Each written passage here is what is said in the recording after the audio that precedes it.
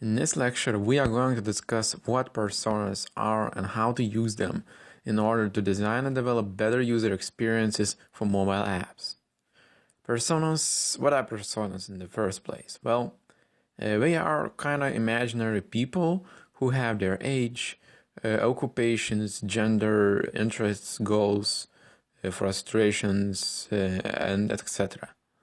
Even so, they are created based on real data and research around a real-world problem a specific user could face while using mobile applications. Personas help to focus product decisions, like by adding a layer of real-world consideration to the user research phase. So we're using personas to actually research for the users and what are their problems, basically. They act almost like a real person in your room.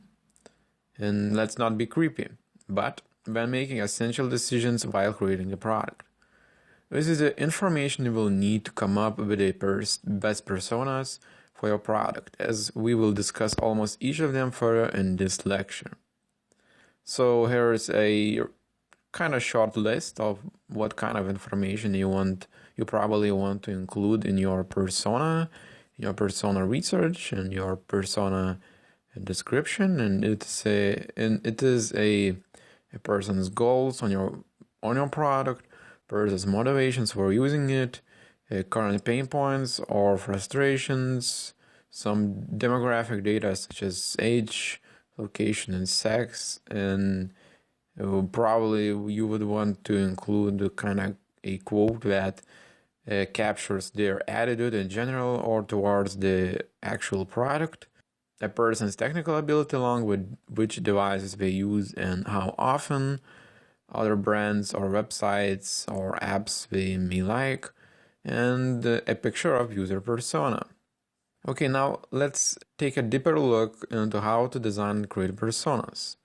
And let's start with a question: who are we designing for? That should be the question for every new project you are starting working for. If you don't know who are you designing for, again, going straight to sketches, wireframes, and even high fidelity app design is a waste of time. Understanding your audience is essential to building great apps and all of the products in general. Well, obviously, there is no substitute for the real live feedback, for the real users. But you can have your users in your design process by creating those imaginary people called personas.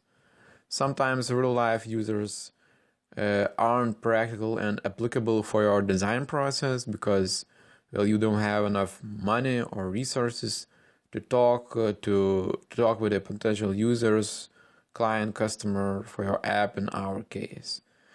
This is where persona steps in.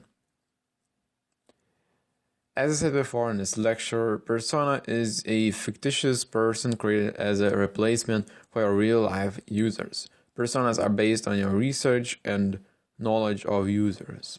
Okay, so now, how to create personas?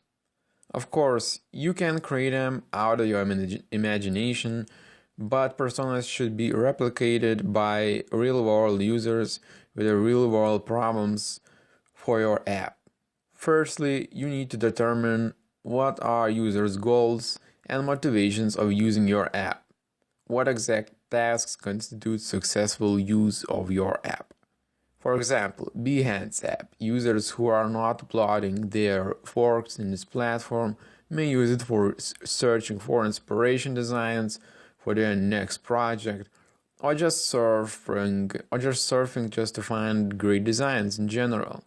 But for the users who are actually uploading their designs, projects, and works on Behance, well, they are looking for the app that could share, with which they can share their work with the world, read the comments, ratings, appreciations of the project, and present themselves as designers in their specific category. Now let's just discuss on how to determine users' current pain points and frustrations. User experience design is all about creating value for users and for the business. Valuable solutions are almost always rewarded. such as more app downloads, higher reviews, users will back to your app more often, and all the good stuff that makes mobile app awesome. Our job as a designers is to meet users' goals and solve their frustrations with what we are building.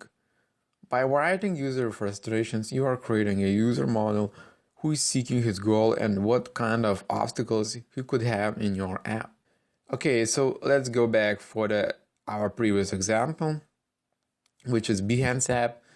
And the regular user frustrations for this app could be that he or she hasn't a lot of time searching for design inspiration on the Google and want to have one source of resources so you could determine that your app needs different kinds of categories, powerful search functionality, features, and news design pages where you will present those works for the user so they could easily search for the works in the single app. For the designer who wants to plot and share his work with the world, you see a concrete frustration of sharing functionality in your app. You also might want to include users' ability to work with technologies. For example, does your user feel comfortable with smartphones?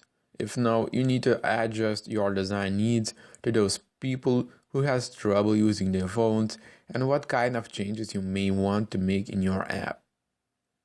Creating a template.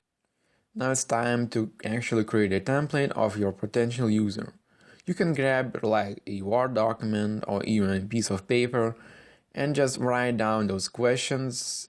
Actually, not to write down those questions, but answer those questions by applying them in your specific app idea or not app idea or just client work, whatever it is. You just apply them into your own persona, and in this example you can see all the details and points that we have discussed about in this lection. Now it's the time to create actual persona or personas for your own app or your client work or whatever it is. Rewind this lection and pause on critical points, and again, I would love to see your works in the discussion section to the right.